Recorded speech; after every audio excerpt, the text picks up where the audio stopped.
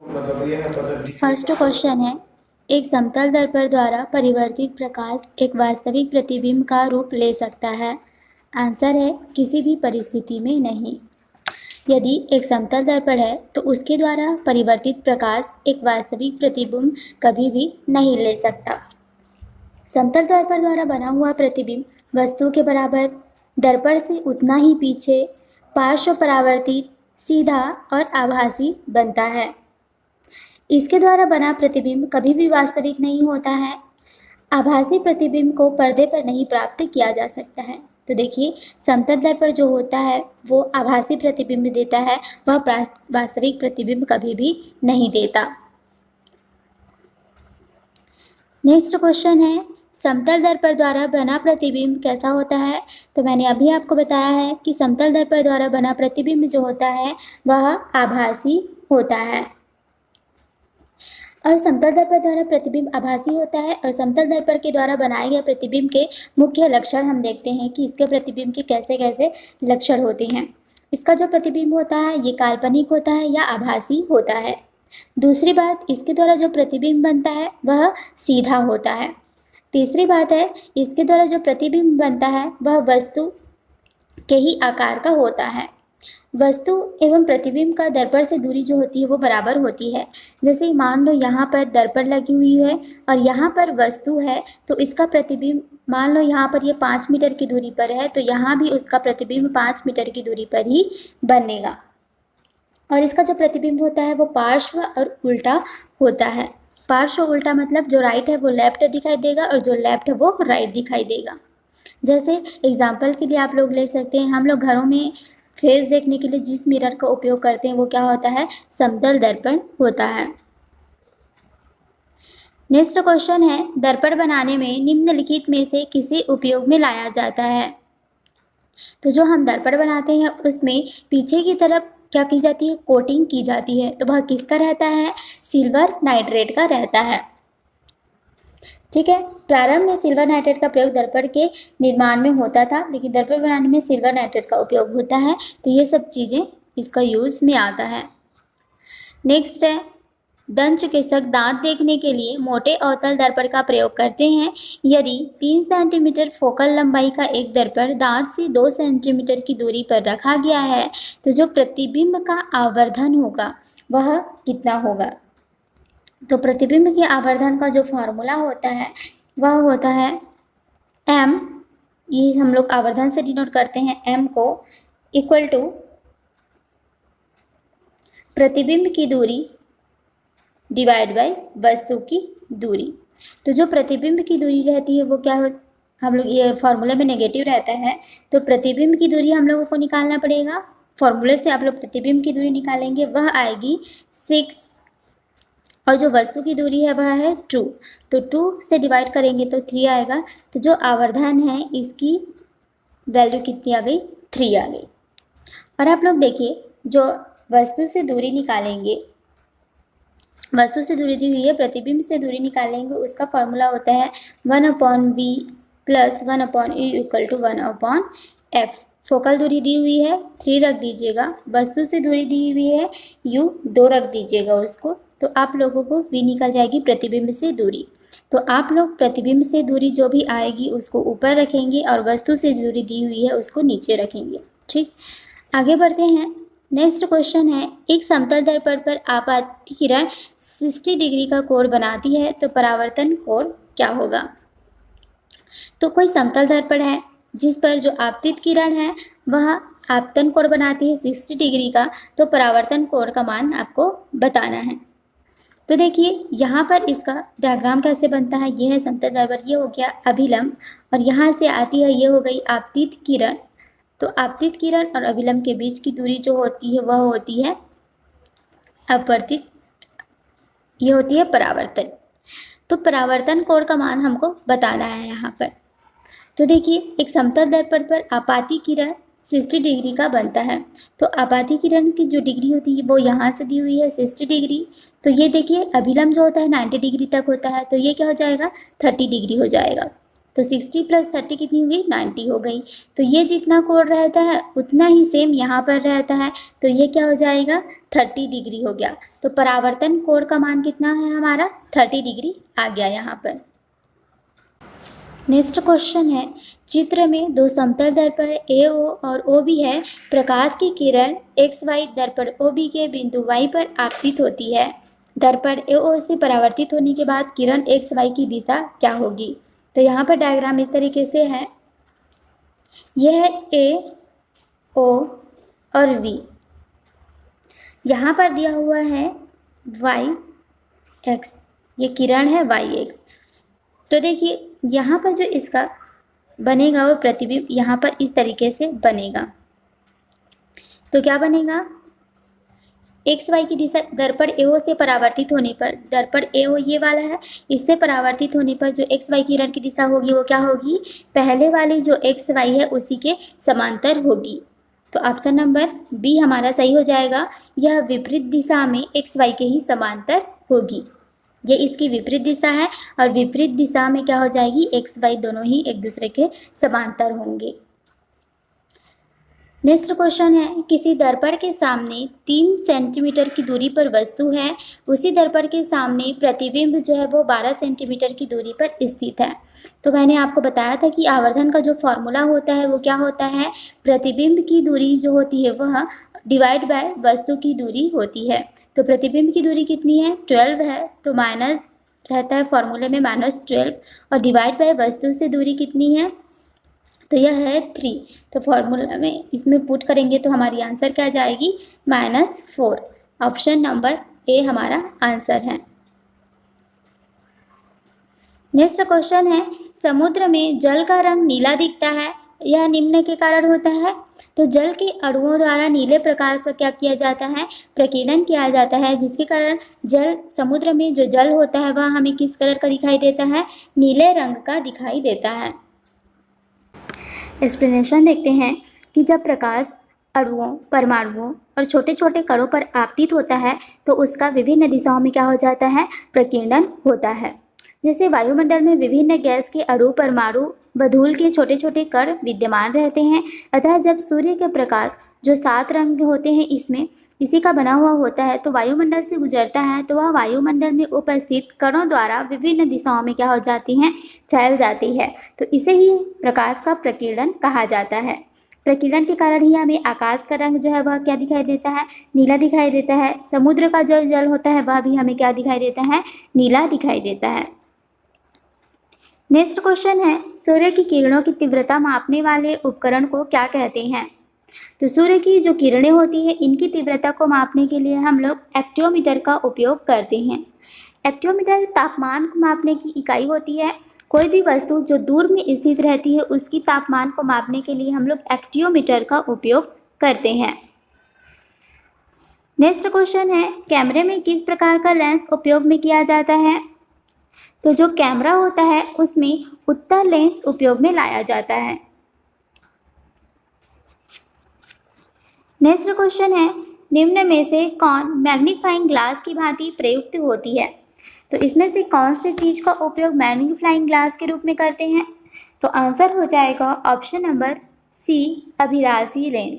अभिसारी लेंस जो होता है इसका उपयोग मैग्नीफाइंग ग्लास के रूप में किया जाता है। अभिसारी लेंस जो होता है उत्तल लेंस होता है। वस्तु के प्रतिबिंब की लंबाई तथा वस्तु की लंबाई के अनुपात को प्रतिबिंब का रेखीय आवर्धन कहते हैं। तो अभिसारी लेंस किसकी तरह होता है, उत्तल लेंस को बोलते हैं अभिसारी लेंस। नेक्स्ट है, निम्न में से कौन सा दर्पण दी हुई जगह पर प्रकाश को संकेंद्रित करने के लिए प्रयोग में लाया जाता है। तो आंसर है अवतल दर्पण। अवतल दर्पण का उपयोग प्रकाश को एक जगह पर संकेंद्रित करने के लिए उपयोग में लाया जाता है। जैसे एग्जाम्पल के लिए ले सकते हैं, जब सूर्य से आती हुई किरणें अवतल दर्पण से परावर्तित होकर फोकस पर मिलती है, अर्थात अवतल दर्पण प्रकाश किरणें को एक बिंदु पर संकेंद्रित कर देता है। इसके कारण इसका प्रयोग जो है सोलर कुकर में भी हम करते हैं। नेक्स्ट क्वेश्चन है, ऑप्टिकल फाइबर को आमतौर पर किस में प्रयोग किया जाता है। तो जो ऑप्टिकल फाइबर्स होते हैं इसको हम संचार के क्षेत्र में प्रयोग में लाते हैं। फाइबर में संचार जो होता है पूर्ण आंतरिक परावर्तन के कारण होता है और ऊर्जा की क्या होती है, कम हानि होती है। ऑप्टिकल फाइबर का जो अपवर्तनांक रहता है यह होता है √2 और ऑप्टिकल फाइबर का निर्माण नरेंद्र सिंह कपानी तथा T.H. महिवान ने किया था। नेक्स्ट है आँख के रेटिना पर बना जो प्रतिबिंब होता है वह कैसा होता है। तो हमारी आँखों की रेटिना पर जो प्रतिबिंब बनता है वह वास्तविक होता है लेकिन उल्टा होता है। किसी वस्तु से चलने वाली प्रकाश किरणें कॉर्निया तथा नेत्रोद से गुजरने के बाद लेंस पर आपतित होती है तथा इससे अपवर्तित होकर काचाभ द्रव से होती हुई रेटिना पर पड़ती है, जहां पर वस्तु उल्टा एवं वास्तविक बन जाता है। रेटिना किसकी तरह व्यवहार करता है, एक फिल्म की भांति कार्य करता है। नेक्स्ट क्वेश्चन है, एक व्यक्ति उन वस्तुओं के चित्र कैमरा फिल्मों के प्रयोग से ले सकता है जो आंख से स्पष्ट दिखाई नहीं पड़ती है, जो निम्नलिखित के लिए स्वीकार्य है। आंसर है अवरक्त किरणें। तो देखिए, अवरक्त किरणों की सहायता से एक व्यक्ति उन वस्तुओं के चित्र कैमरा फिल्म के प्रयोग से ले सकता है जो आंख से स्पष्ट दिखाई नहीं पड़ता है। जैसे कुहासे में फोटोग्राफी के लिए अवरक्त किरणों का प्रयोग करते हैं। रात्रि में देखने के लिए भी अवरक्त किरणों का उपयोग किया जाता है। नेक्स्ट क्वेश्चन है, यद्यपि पानी पारदर्शक है फिर भी कुहासे में पानी की बूंदों के होने के बावजूद दूर की वस्तु नहीं देखी जा सकती, क्योंकि प्रकाश किरणों का पूर्ण आंतरिक परावर्तन होता है जिससे प्रकाश सीधा प्रेक्षक की आंखों तक नहीं पहुंच पाता है। तो देखिए, जो प्रकाश होती है प्रकाश किरणों का पूर्ण आंतरिक परावर्तन होता है जिससे प्रकाश सीधा प्रेक्षक की आंखों तक नहीं पहुंच पाता है। यही कारण है कि पानी पारदर्शक है फिर भी कुहासे में पानी की बूंद के होने के बावजूद हम दूर की वस्तु को नहीं देख पाते हैं। पारदर्शक माध्यम प्रकाश को अपने से गुजरने देता है और अपारदर्शक माध्यम जो होता है वह प्रकाश को अपने में से गुजरने नहीं देता है। नेक्स्ट क्वेश्चन है, अगर प्रकाश का आपतन कोण 90 डिग्री है और अपवर्तन के पश्चात जो कोण है वह 30 डिग्री है तो माध्यम का अपवर्तनीय सूचकांक क्या होगा। तो आप सभी ने स्नेल का नियम देखा होगा, mu equal to sine i divide by sine r होता है। तो यहाँ पर आपतन कोण आई से डिनोट करते हैं और अपवर्तन कोण को आर से डिनोट करते हैं। तो ये कितना दिया है, साइन 90 डिवाइड बाय साइन 30। तो साइन 90 की वैल्यू क्या होती है, 1 होती है और साइन 30 की वैल्यू क्या होती है, 1/2 होती है। तो ये 1/2 ऊपर चली जाएगी तो 2। तो जो अपवर्तनांक आएगी, अपवर्तनीय सूचकांक, वह कितनी आएगी, 2 आएगी। नेक्स्ट क्वेश्चन है, एक 2 सेंटीमीटर लंबी वस्तु को एक 10 सेंटीमीटर फोकस दूरी वाले अवतल दर्पण से 15 सेंटीमीटर की दूरी पर स्थापित किया जाता है तो प्रतिबिंब दर्पण से कितनी दूरी पर बनेगी। तो यहाँ पर हम लोग दर्पण का फार्मूला लगाएंगे, 1/f equal to 1/u plus 1/v। ये क्या होता है, वस्तु से दूरी होती है, ये प्रतिबिंब से दूरी होती है और ये फोकल लेंथ होती है। तो जो फोकल लेंथ होती है वह देखिए अवतल दर्पण के लिए होता है नेगेटिव और उत्तल दर्पण के लिए होता है पॉजिटिव। तो यहाँ पर अवतल दर्पण दिया हुआ है हमें, तो हमें फोकल लेंथ क्या लेनी पड़ेगी, फोकल लेंथ लेनी पड़ेगी। फोकल लेंथ कितनी हुई है, 10 सेंटीमीटर, तो -10 सेंटीमीटर लेंगे। और वस्तु से दूरी कितनी लेंगे हम लोग, वस्तु से दूरी दी हुई है 15 सेंटीमीटर। तो यहाँ पर अपोजिट साइड बनता है, u को माइनस में लेना है। फिर बाकी आप वैल्यू रख लेंगे तो कितनी आ जाएगी दर्पण से दूरी, यह आ जाएगी 30 सेंटीमीटर। नेक्स्ट क्वेश्चन है, प्रिज्म का कोण 60 डिग्री है, प्रिज्म के पदार्थ का अपवर्तनांक √2 है, एक किरण 45 डिग्री के कोण पर आपतित होती है तो निर्गत किरण द्वारा बना हुआ कोण कितना होगा। तो इसमें देखिए एक फॉर्मूला होता है इसका। तो देखिए इस टाइप के जो न्यूमेरिकल क्वेश्चन है इसके लिए हम अलग से सेपरेट वीडियो बनाएंगे, तो अभी इसमें स्किप करते हैं। नेक्स्ट क्वेश्चन है, पानी और कांच का अपवर्तनांक क्रमशः 4/3, 3/2 है, तो कांच के सापेक्ष पानी का अपवर्तनांक क्या होगा? तो जहाँ पे बोला रहता है कांच के सापेक्ष पानी का अपवर्तनांक, तो इसमें क्या करते हैं, जो बाद में रहता है पानी का अपवर्तनांक को हम ऊपर लिखेंगे, तो यहाँ पर हो जाएगा वाटर का, और कांच के सापेक्ष बोला है तो ग्लास हम लोगों का नीचे होगा। ठीक, तो यहाँ पर इस तरीके से इसकी जो वैल्यू हमें मिल जाएगी। तो देखिए अब वाटर का कितना दिया हुआ है, वाटर का दिया हुआ है हम लोगों को 4/3, तो यहाँ पर आ जाएगा 4/3, और हमें ग्लास का कितना दिया हुआ है, ग्लास का दिया हुआ है 3/2, तो यहाँ पर लिखेंगे 3/2। तो यहाँ पर आप लोग फिर इसको सॉल्व कर लीजिएगा, 2/3 तो क्या हो जाएगी 8/9 इसकी वैल्यू आ जाएगी। नेक्स्ट क्वेश्चन है, किस किरण से हवा का बुलबुला पानी के अंदर चमकता नजर आता है? तो हवा का जो बुलबुला रहता है वो पानी के अंदर हमें चमकीला दिखाई देता है। यह किसके कारण होता है? पूर्ण परावर्तन के कारण होता है। नेक्स्ट क्वेश्चन है, हम लोग सूर्य को वास्तविक सूर्योदय से पहले एवं सूर्यास्त के बाद देख सकते हैं, तो इसका जो कारण है वह क्या है? तो यह अपवर्तन के कारण ऐसा होता है। अपवर्तन के कारण ही हम सूर्य को सूर्योदय से थोड़ी पहले या सूर्यास्त की थोड़ी देर बाद तक भी हम देख सकते हैं। नेक्स्ट क्वेश्चन है, निम्नांकित में से किस रंग की सर्वाधिक तरंगदैर्ध्य होती है? तो सर्वाधिक तरंगदैर्ध्य किसकी होती है? लाल रंग की होती है।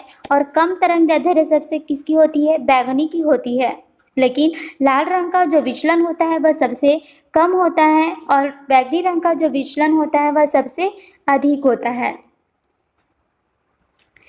नेक्स्ट क्वेश्चन है, सूर्य के प्रकाश में किस रंग का प्रकीर्णन सबसे अधिक होता है? तो सूर्य के प्रकाश में किस रंग का प्रकीर्णन सबसे अधिक होता है? मैंने अभी आपको बताया था कि जो प्रकीर्णन सबसे अधिक किसका होता है? बैंगनी का होता है, और सबसे कम किसका होगा? रेड कलर का होगा। नेक्स्ट क्वेश्चन है, किस रंग का तरंगदैर्ध्य कम होता है? बैंगनी रंग का तरंगदैर्ध्य सबसे कम होता है, और रेड कलर का तरंगदैर्ध्य सबसे अधिक होता है। नेक्स्ट क्वेश्चन है, समय के सूक्ष्म अंतर को सटीक रूप से कौन मापता है?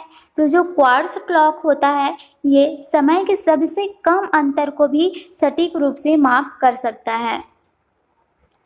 नेक्स्ट क्वेश्चन है, दूरी की एक इकाई नॉटिकल माइल का प्रयोग किया जाता है। तो जो दूरी की इकाई होती है नॉटिकल माइल, इसका उपयोग किन लोग करते हैं? नेविगेशन के क्षेत्र में किया जाता है। नेक्स्ट है, इंद्रधनुष में कितने रंग होते हैं? तो जो रेनबो बनता है उसमें 7 प्रकार के रंग होते हैं। इंद्रधनुष हमेशा क्या होता है? वर्षा के बाद बनता है, और हमेशा सूर्य की विपरीत दिशा में बनता है। और इंद्रधनुष बनने का मुख्य कारण प्रकाश का वर्ण विक्षेपण एवं इसकी सहायक कारण क्या है? प्रकाश का अपवर्तन और पूर्ण आंतरिक परावर्तन। सबसे ऊपर लाल रहता है, और सबसे नीचे जो कलर रहता है वह क्या होता है? बैंगनी कलर रहता है। नेक्स्ट क्वेश्चन है, प्रकाश की गति की तुलना में रेडियो तरंग की गति क्या होती है? तो प्रकाश की जो गति रहती है इसकी कंपैरिजन में रेडियो तरंग की जो गति होती है वो क्या होती है? एक समान रहती है। सभी विद्युत चुंबकीय तरंग का वेग क्या होता है? एक समान होता है। किसी भी विद्युत चुंबकीय तरंग पर कोई आवेश नहीं होता है। नेक्स्ट क्वेश्चन है, एक समतल अवतल लेंस 1.5 अपवर्तनांक वाले कांच से बना हुआ है, वह इसके वक्र फलक की वक्रता त्रिज्या 50 सेंटीमीटर है, तो लेंस की जो पावर है वह कितनी होगी? तो हमें बतानी है। तो सबसे पहले हमें देखिए वक्रता त्रिज्या दी हुई है, तो वक्रता त्रिज्या और फोकल लेंथ में क्या रिलेशन रहता है? तो जो फोकस दूरी होती है वो वक्रता त्रिज्या की क्या होती है? आधी होती है।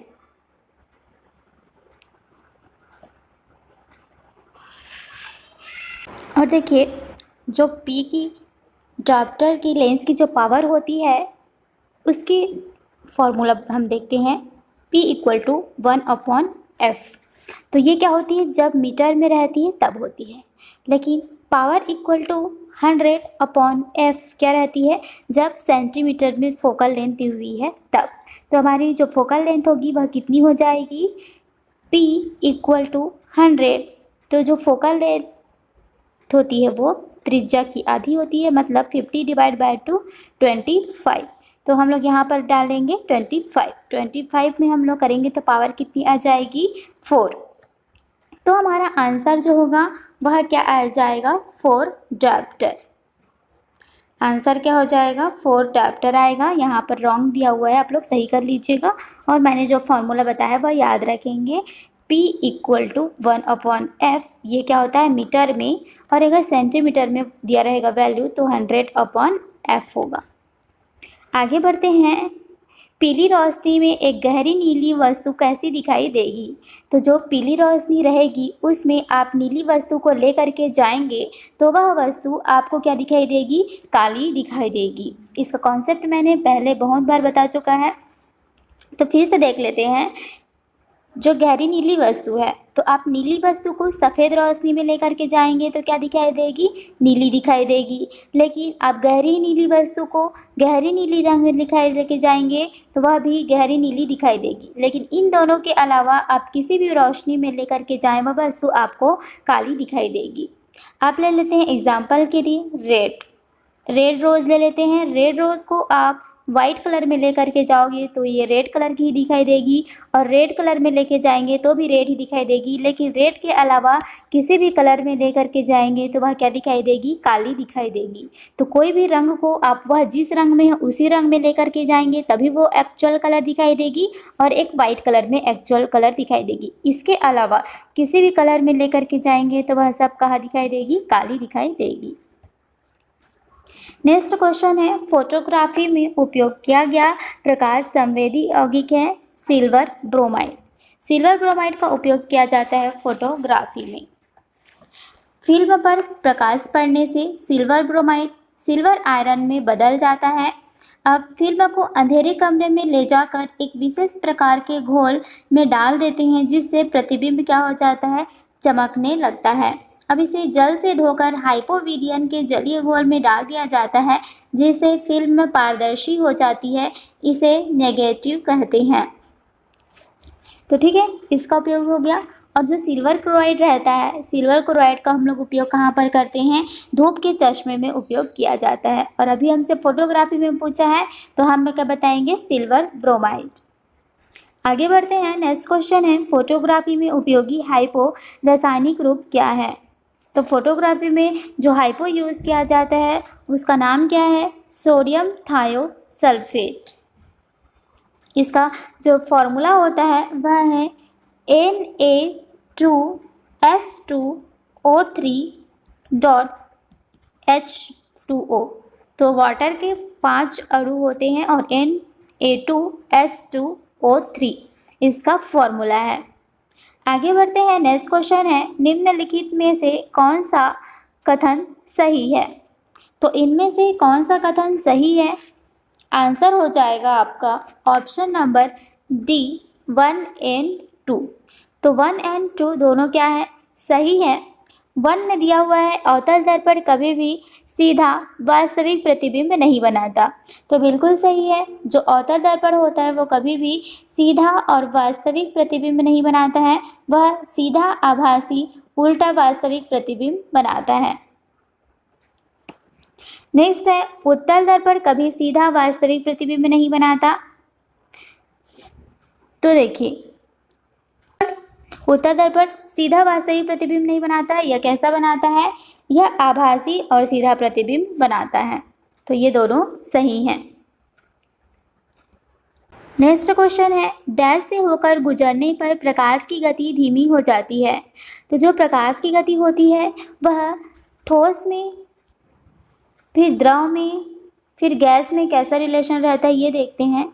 तो गैस जो होती है उसमें प्रकाश की गति सबसे अधिक होती है, उसके बाद उससे थोड़ी कम होती है द्रव में, फिर उससे भी कम होती है ठोस में। तो इनमें से देखिए कांच क्या है, ठोस है, तो इसमें जो प्रकाश की गति रहेगी वह क्या रहेगी, सबसे कम रहेगी।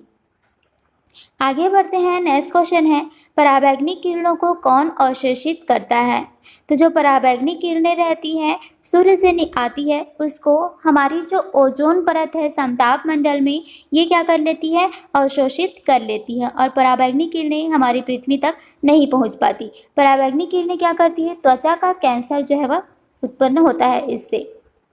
नेक्स्ट है श्वेत प्रकाश जब प्रिज्म से गुजरता है तो जो वर्ण सबसे कम विचलित होता है वह कौन सा है? तो देखिए इस तरीके से प्रिज्म है और जब श्वेत प्रकाश यहाँ से आई तो ये 7 रंग में क्या हो जाती हैं? विभक्त हो जाती हैं। तो यहाँ पर इस तरीके से जो वाइब्योर से हम इसको याद रखते हैं तो सबसे जो लास्ट में रहता है वो रहता है ऊपर आर। तो यहाँ पर देखिए जो विचलन होता है वो सबसे कम होता है और यहाँ पर विचलन जो होता है वह सबसे अधिक होता है। नेक्स्ट है प्रकाश का 2 अलग स्वरूप है। तो प्रकाश का 2 अलग स्वरूप विवर्तन और फोटो इलेक्ट्रिक प्रभाव है। प्रकाश के 2 अलग स्वरूप हैं विवर्तन और फोटो इलेक्ट्रिक प्रभाव। प्रकाश का विवर्तन जहाँ प्रकाश को कण के रूप में सिद्ध करता है, वहीं जो प्रकाश विद्युत प्रभाव से उसका तरंग रूप सिद्ध होता है। तो इसीलिए कहा जाता है कि प्रकाश कण और तरंग जो है वह दोनों की भांति काम करता है। नेक्स्ट क्वेश्चन है क्षितिज के समीप सूर्य और चंद्रमा दीर्घ वृत्ताकार रूप में परिवर्तित हो जाते हैं, इसका कारण क्या है? तो इसका जो कारण है वह है अपवर्तन। क्षितिज के समीप सूर्य और चंद्रमा दीर्घ वृत्ताकार रूप में परिवर्तित होते हैं, इसी का कारण है अपवर्तन। एक माध्यम से दूसरे माध्यम में पहुंचने पर तरंग की गति की दिशा में क्या हो जाता है? परिवर्तन होता है। तो यह भी किसके कारण होता है? अपवर्तन के कारण होता है। आगे बढ़ते हैं। नेक्स्ट क्वेश्चन है ऐसी तरंगे जिनका ध्रुवीकरण नहीं हो सकता वह क्या कहलाती हैं? तो जितने भी अनुदैर्ध्य तरंग होते हैं इनका ध्रुवीकरण नहीं होता है, लेकिन अनुदैर्ध्य तरंगे वे तरंगे हैं जिनमें माध्यम के कणों का विस्थापन तरंग की गति की दिशा या उसके विपरीत दिशा में होती है। जो हमारी साउंड होती है वह क्या होती है? अनुदैर्ध्य तरंग होती है और जो हमारी प्रकाश होती है, लाइट होती है, वो क्या होती है? अनुप्रस्थ तरंगे होती है।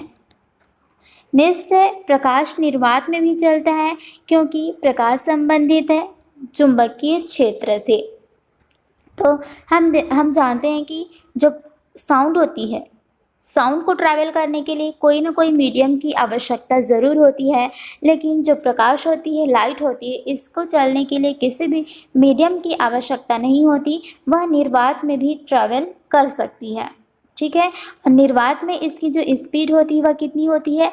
3 × 10⁸ मीटर पर सेकेंड। और इसी जो वैल्यू है इसकी गणना सबसे पहले किसने की थी? रोमर ने की थी। आगे बढ़ते हैं। नेक्स्ट क्वेश्चन है लाल रंग नीले रंग से किस बात से भिन्न है? तो देखिए रेड कलर और नीले कलर में कौन कौन सी डिफरेंस पाई जाती है? तो इनकी आवृत्ति भी, फ्रीक्वेंसी भी चेंज रहती है, आयाम और तरंग दैर्ध्य ये सभी डिफरेंट रहते हैं। नेक्स्ट क्वेश्चन है मायोपिक आँख किसके प्रयोग द्वारा ठीक की जाती है? तो जो मायोपिया होता है उसमें वह कौन सी दोष के कारण होता है? तो मायोपिया जो होता है वो निकट दृष्टि दोष के कारण होता है। निकट दृष्टि दोष वह दोष है जिसमें हम निकट की वस्तु तो देख सकते हैं लेकिन दूर की वस्तु को नहीं देख सकते, और यही निकट दृष्टि दोष को दूर करने के लिए जो चश्मा उपयोग में लाया जाता है वह क्या है? अवतल लेंस का चश्मा उपयोग में लाया जाता है। निकट दृष्टि दोष को ही मायोपिया भी कहा जाता है। और यहीं पर मैं बता देती हूँ दूर दृष्टि दोष। तो दूर दृष्टि दोष में हम दूर की वस्तु को देख सकते हैं लेकिन पास की वस्तु को नहीं देख पाते हैं, इसको कहा जाता है हाइपरमेट्रोपिया। और इस दोष से दूर होने के लिए हम उत्तल लेंस से बना हुआ चश्मा उपयोग में लाते हैं। नेक्स्ट क्वेश्चन है निकट दृष्टि दोष शॉर्ट साइटेडनेस सही की जा सकती है किसके द्वारा? तो इसको निकट दृष्टि दोष को किसके द्वारा सही किया जाता है? तो हमने अभी देखा था, इसके लिए हम अवतल लेंस से बने हुए चश्मे का उपयोग करते हैं। नेक्स्ट है पानी में हवा का जो बुलबुला रहता है वह किसके कारण होता है। तो पानी के अंदर जो हवा का बुलबुला रहता है वह चमकदार दिखाई देता है, उसका कारण तो पूर्ण आंतरिक परावर्तन होता है, लेकिन वो उसका जो व्यवहार होता है वह किस तरीके का होता है, अवतल लेंस की तरह होता है। वह अवतल लेंस की तरह वहाँ पर व्यवहार करने लगता है।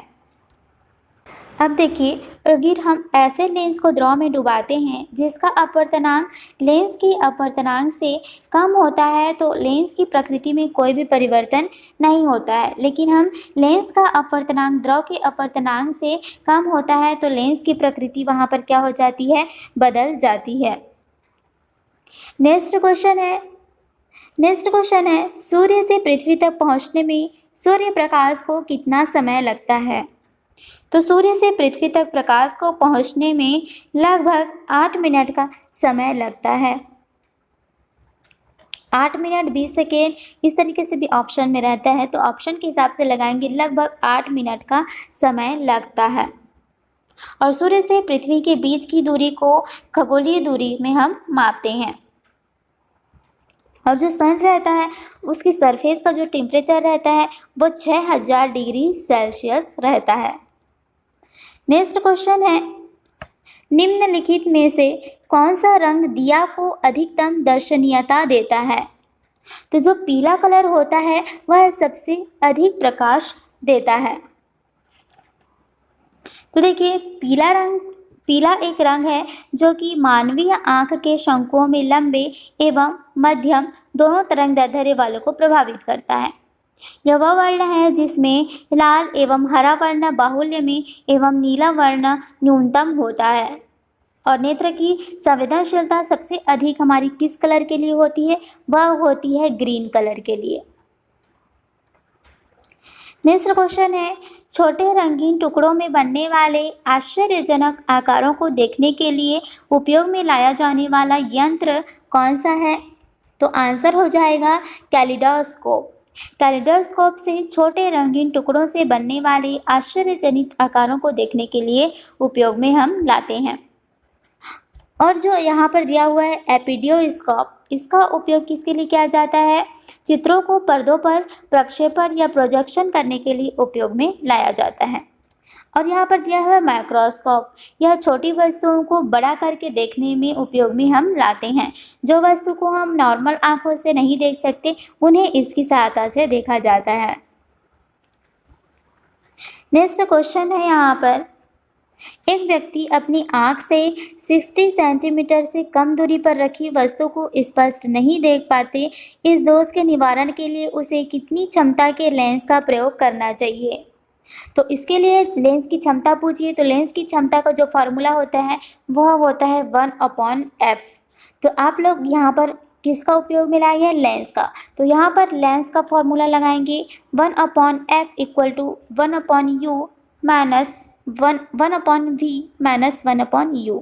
v क्या होता है, यहाँ पर होता है प्रतिबिंब से दूरी, और u क्या होता है, वस्तु से दूरी।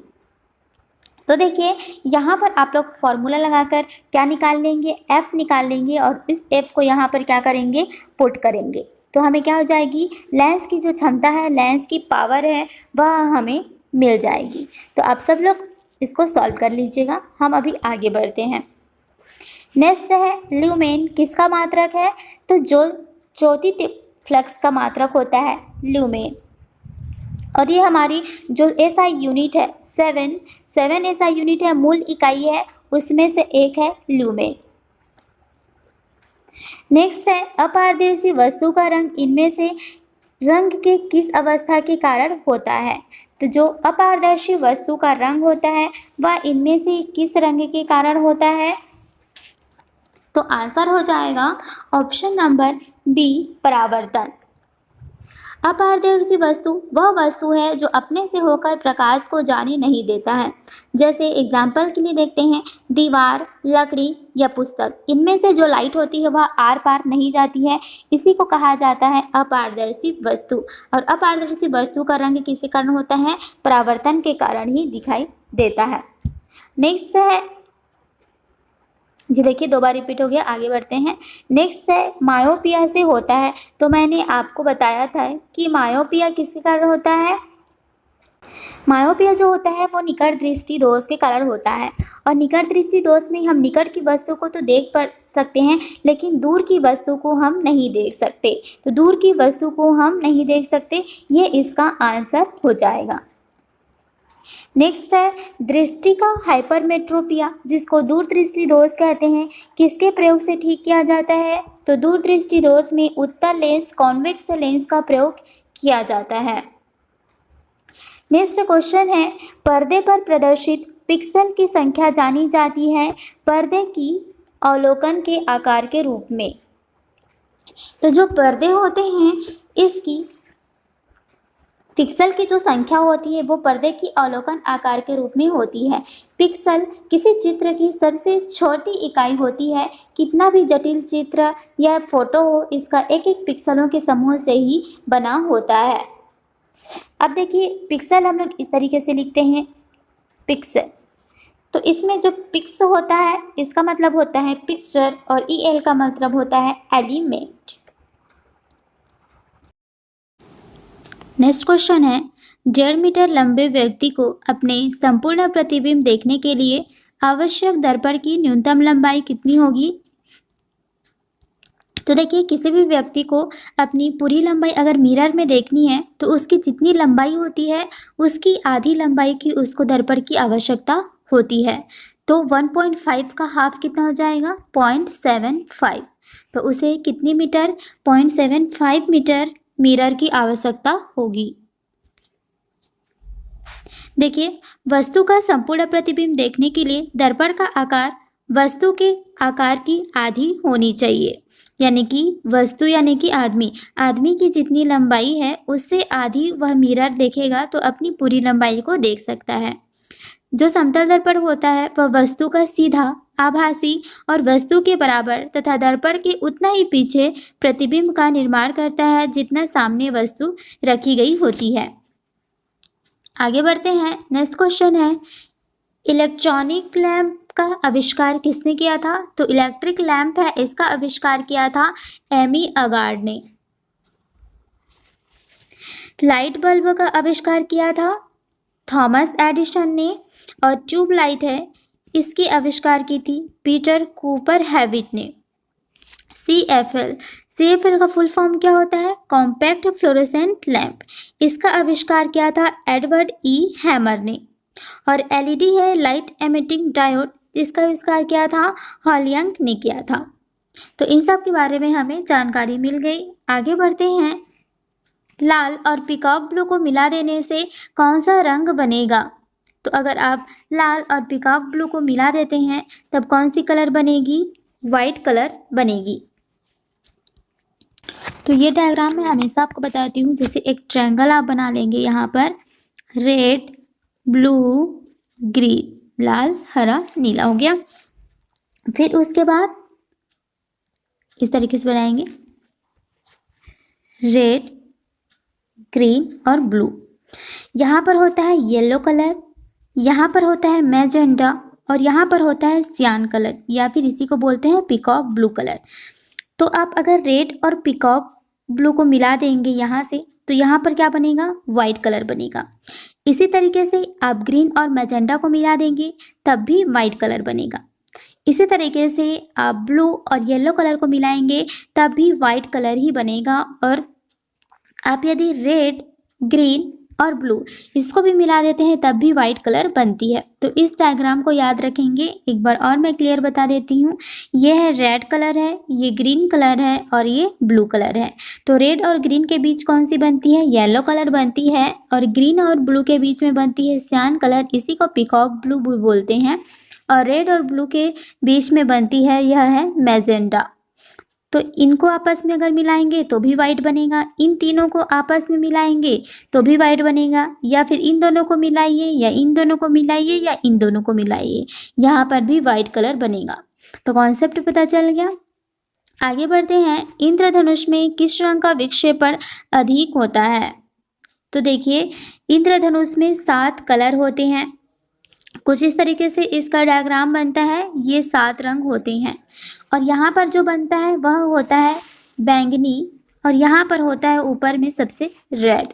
तो रेड कलर का विक्षेपण सबसे कम होता है क्योंकि ये इसके साथ ज़्यादा एंगल नहीं बनाता है और ये बैंगनी रंग के साथ बड़ा एंगल बनता है। तो यहाँ पर विक्षेपण जो होता है वह अधिक होता है। और लाल रंग जो होती है इसकी तरंगदैर्ध्य अधिक होती है और बैंगनी की तरंगदैर्ध्य सबसे कम होती है। तो विक्षेपण और तरंगदैर्ध्य एक दूसरे के जो है एंटी प्रोपोर्शनल होते हैं। नेक्स्ट क्वेश्चन है, किस गुणधर्म के कारण पानी से भरे बर्तन में डुबाई गई छड़ी मुड़ी हुई प्रतीत होती है? तो यह किसके कारण होता है? यह अपवर्तन के कारण होता है। इसके बहुत सारे एग्जाम्पल हैं, जैसे कि अभी आपसे पूछा है कि पानी है, उस बर्तन में पानी है और इसमें आप एक छड़ी डालते हैं तो यह थोड़ी मुड़ी हुई प्रतीत होती है। लेकिन यही बर्तन है, इसमें आप एक सिक्का डाल देते हैं तो ये क्या होता है, सिक्का थोड़ा ऊपर उठा हुआ प्रतीत होता है। और इसी में यदि तालाब है, उसमें एक मछली है तो वह मछली क्या होती है, अपनी जो वास्तविक स्थान होती है उससे थोड़ी ऊपर उठी हुई दिखाई देती है। तो यह सब घटना किसके कारण होता है? अपवर्तन के कारण होने वाली घटना है। अब नेक्स्ट यहाँ पर हमें दिया है न्यूमेरिकल। देखिए, न्यूमेरिकल के लिए हम लोग एक सेपरेट वीडियो बनाएंगे तो उसमें मैं इसको सॉल्व कराऊंगी। अभी स्किप करते हैं, यहाँ पर आगे बढ़ते हैं। 3000 एंगस्ट्रॉम तरंगदैर्ध्य प्रकाश तरंग की जो आवृत्ति है वह कितनी होगी? तो देखिए, इसका फॉर्मूला क्या होता है, C = n लैम्डा। तो यहाँ पर हमें प्रकाश तरंग की आवृत्ति पूछी है तो n इसकी आवृत्ति होती है और यह है तरंगदैर्ध्य। तो तरंगदैर्ध्य की वैल्यू हमें दी हुई है 3000 एंगस्ट्रॉम। तो इस एंगस्ट्रॉम की जो वैल्यू होती है वह क्या होती है, 10⁻⁻ कितनी होती है, -10 होती है। तो यहाँ पर हम लोग देखते हैं, यहाँ हो गया तरंगदैर्ध्य की आवृत्ति 3 × 10⁸ और यहाँ हो जाएगा 3 × 10⁻, मैं 3 लिख लेती हूँ इसको, और एंगस्ट्रॉम की वैल्यू होती है 10⁻⁻10। ठीक, तो हमारा यहाँ पर क्या आ जाएगा, अब देखिए इस 3 को मैं ऊपर लेके जाऊंगी तो 8 - 3 हो जाएगा। तो फिर से लिखते हैं इसको, 3 × 10⁵ हो गया और यहाँ पर हो गया 10⁻⁻10। तो ये 10 ऊपर जाएगा तो इसके साथ प्लस हो जाएगा, तो 3 × 10⁵ + 10 कितना हो गया, 15। तो ये C मेरा आंसर हो जाएगा। तो फार्मूला याद रखेंगे, C जो होता है वो प्रकाश की चाल होती है, कितनी है वह, फिर ये होती है आवृत्ति और ये लैम्डा इसकी क्या होती है, तरंगदैर्ध्य होती है। तो इसकी वैल्यू तो हमें पता ही रहती है कितनी, 3 × 10⁸, और हमें ये निकालना है अभी आवृत्ति, और तरंगदैर्ध्य दी हुई है 3000 एंगस्ट्रॉम, जहाँ पर एंगस्ट्रॉम है इसकी वैल्यू होती है 10⁻⁻10। नेक्स्ट क्वेश्चन है, मृग तृष्णा बनने का कारण क्या है? तो मृग तृष्णा बनने का कारण है पूर्ण आंतरिक परावर्तन। मृग तृष्णा, मृग मरीचिका, यह सब पूर्ण आंतरिक परावर्तन के कारण होता है। और हीरे में जो चमक होती है, हीरे को जो तराशा जाता है, वहाँ भी पूर्ण आंतरिक परावर्तन होता है। फाइबर्स में भी पूर्ण आंतरिक परावर्तन होता है। तो इन सभी एग्जाम्पल को याद रखेंगे। नेक्स्ट है, अष्टभुजाकार प्रिज्म में कितने फलक होते हैं? अब देखिए, अष्टभुजाकार में 8 भुजाएं होती है तो इसमें कितने फलक होंगे, 8 फलक होते हैं। आगे बढ़ते हैं। नेक्स्ट क्वेश्चन है, 2 समांतर समतल दर्पणों के बीच कितने प्रतिबिंब देखे जा सकते हैं? तो 2 समांतर समतल दर्पण हैं तो उनके बीच हम अनंत जो है प्रतिबिंब देख सकते हैं। नेक्स्ट क्वेश्चन है, 2 समतल दर्पण एक दूसरे से 90 डिग्री के कोण पर झुके हुए हैं तो दर्पणों में बनने वाले जो प्रतिबिंब है इसकी संख्या कितनी होगी? तो जो प्रतिबिंब की संख्या होती है उसकी फॉर्मूला होती है 360 / θ - 1। अब थीटा की जगह में हम क्या रखेंगे, 90 रखेंगे। तो 90 से अगर कट करेंगे तो 4 - 1 कितनी आ जाएगी, 3। तो जो प्रतिबिंब की संख्या होगी वह कितनी होगी, 3 होगी। आगे बढ़ते हैं। नेक्स्ट क्वेश्चन है, शरीर के आमाशय एवं अन्य आंतरिक अंगों का अन्वेषण करने वाली तकनीक एंडोस्कोपी किस घटना पर आधारित होती है? तो जो एंडोस्कोपी किया जाता है हमारे शरीर के आंतरिक अंगों को देखने के लिए, तो उसमें कौन सी चीज़ें काम करती है? तो उसमें होता है पूर्ण आंतरिक परावर्तन। पूर्ण आंतरिक परावर्तन जो होता है यह एक प्रकाशीय परिघटना है जिसमें प्रकाश की किरण किसी माध्यम के तल पर ऐसे कोण पर आपतित होती है जिसकी उसका जो परावर्तन होता है वह उसी माध्यम में हो जाता है, तो इसे ही पूर्ण आंतरिक परावर्तन कहा जाता है। नेक्स्ट क्वेश्चन है, एक श्वेत तथा चिकनी सतह कैसी होती है? तो एक जो सतह है वह सफ़ेद कलर है और चिकनी है, तो वह क्या होगी? ताप की खराब अवशोषक होगी तथा अच्छी परावर्तक होगी। किरचॉफ्स का लॉ है कि जो उस वस्तु ऊष्मा का जितना अच्छा अवशोषक होता है वही वस्तु ऊष्मा का उतना ही अच्छा उत्सर्जक भी होता है।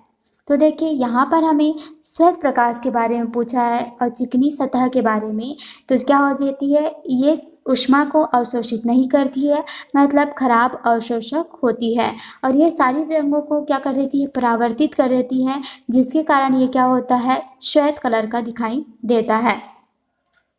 नेक्स्ट क्वेश्चन है, यदि किसी पात्र में द्रव की आभासी गहराई 15 सेंटीमीटर है, किसी पात्र में द्रव की किसी मात्रा की आभासी गहराई 15 सेंटीमीटर है, यदि इसकी वास्तविक गहराई 20 सेंटीमीटर है, तो द्रव का अपवर्तनांक क्या होगा?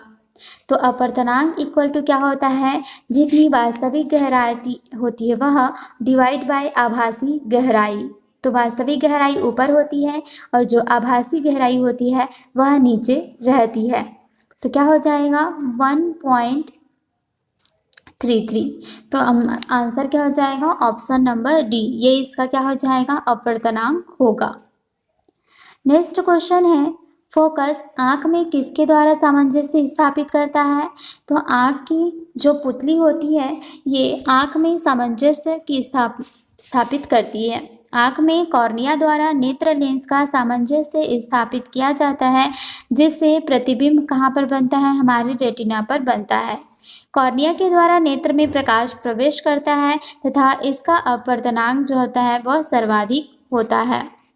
नेक्स्ट क्वेश्चन है, प्रयोगशाला उपकरणों को बनाने के लिए उपयोग में लिया गया कांच कौन सा होता है? तो कांच देखिए कई प्रकार के होते हैं, तो जिसमें जो पायरेक्स कांच होता है इसका उपयोग प्रयोगशाला में उपकरणों को बनाने के लिए किया जाता है। अब देखिए बाकी कांच के बारे में हम देखते हैं।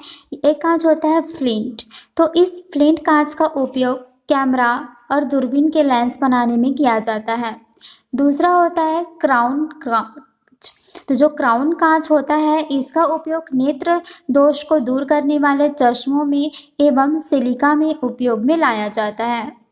और एक होती है पायरेक्स कांच, इस पायरेक्स कांच का उपयोग प्रयोगशाला के उपकरणों में उपयोग में आता है। तो देखिए वही हमसे पूछा था कि प्रयोगशाला के उपकरण में कौन सी कांच? तो पायरेक्स कांच। और एक होती है क्रूक्स कांच, तो क्रूक्स कांच का उपयोग धूप के चश्मों के लेंस में उपयोग में आता है। नेक्स्ट क्वेश्चन है, उत्तल लेंस द्वारा बना हुआ प्रतिबिंब किस प्रकार प्रभावित होगा यदि लेंस का केंद्रीय हिस्सा काले कागज में लपेट दिया जाए? तो एक उत्तल लेंस है, इसका प्रतिबिंब कैसे प्रभावित हो सकता है? यदि जो उसका लेंस है उसके केंद्रीय हिस्से को काले कागज में हम लपेट देंगे, तो क्या हो जाएगा? प्रतिबिंब की प्रीति की तीव्रता कम हो जाएगी। देखिए इस तरीके से इसकी जो ये वाला हिस्सा है लेंस का केंद्रीय हिस्सा, अगर इसको हम काला कर दें तो कागज में लपेट दिया जाए तो क्या प्रभावित हो जा? जो प्रतिबिंब है इसकी प्रीति की तीव्रता क्या हो जाएगी? कम हो जाएगी। प्रतिबिंब किसी लेंस द्वारा बहुत सारे प्रकाश की किरणों की अपवर्तन के कारण ही बनता है।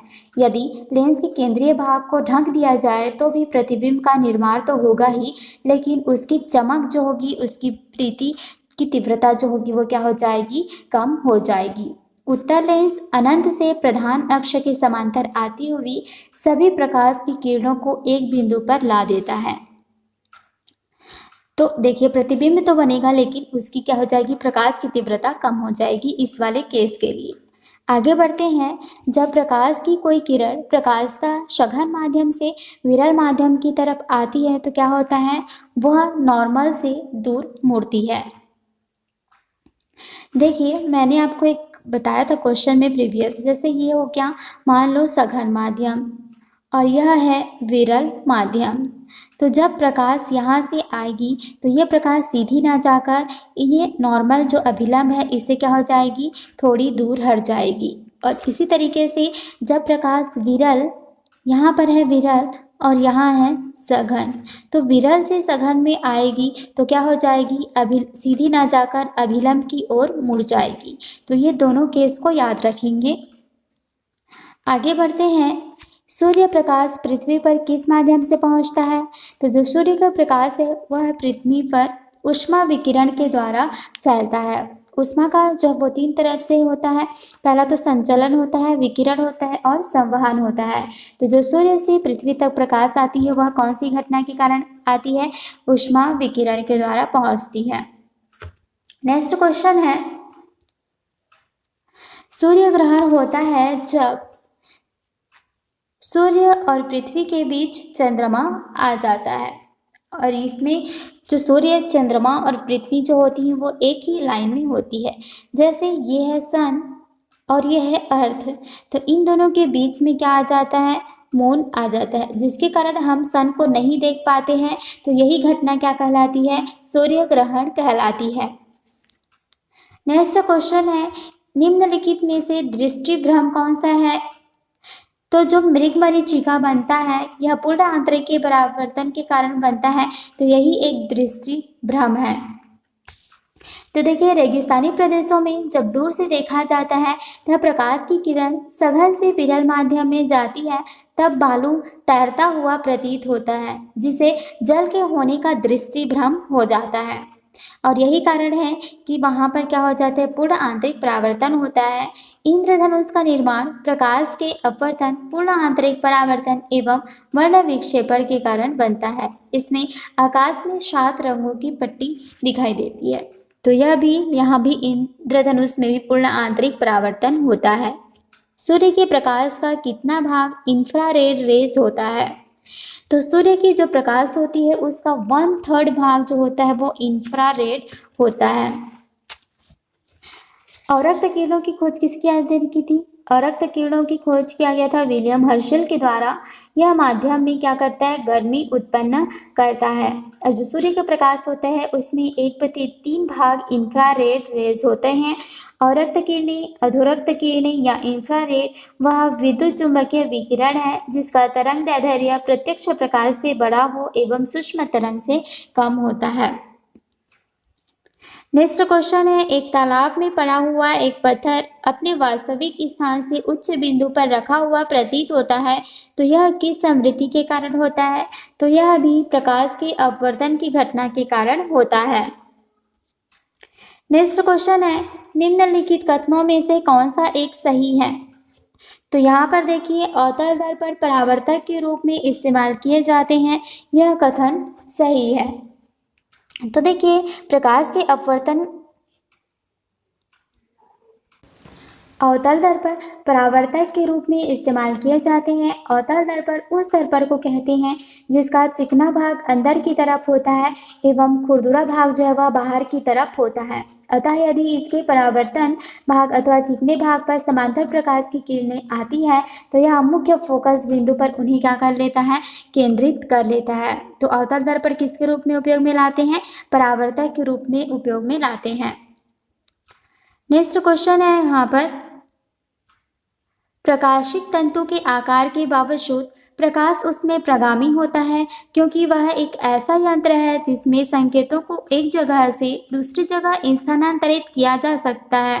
वह किस परिघटना पर आधारित है, आंसर हो जाएगा ऑप्शन नंबर डी, प्रकाश के पूर्ण आंतरिक परावर्तन पर।